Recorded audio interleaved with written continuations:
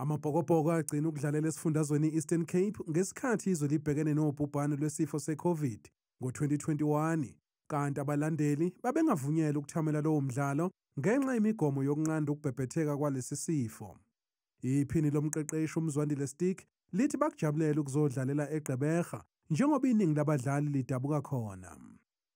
Siyavuya kakhulu ubuyela ekhaya and ukukhumbule kaloku ukabadlali abasuka apha e-Eastern Cape abafana noMaphimbi uSiya naye siyamazi ngolapha eZwide uRasi njengomqeqeshi walapha nami ke ndingulomuntu ndinguye because of i-opportunity endazifumana abeBhayi so and ayazi abantu abalandeli balapha indlela abayithanda ngayo umbhoxo ndiyayivuyela kakhulu bafumane i-opportunity bakwazi uyosibukela uzokhumbule kaloku 2021 during COVID zange sifumane i-opportunity sikwazi ukudlala phambi kwabo.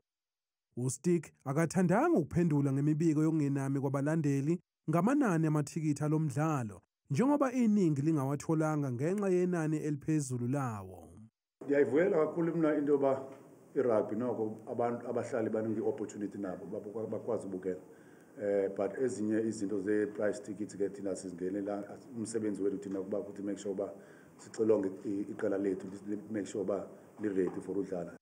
Kulomdlalo kulindeleke umakadebona waleli qembu Willie Leroux adlale umdlalo wakhe wekhulu kanti lo mdlalo uzoqala ngehora lesihlanu ntambama eNelson Mandela Bay Stadium eGqeberha.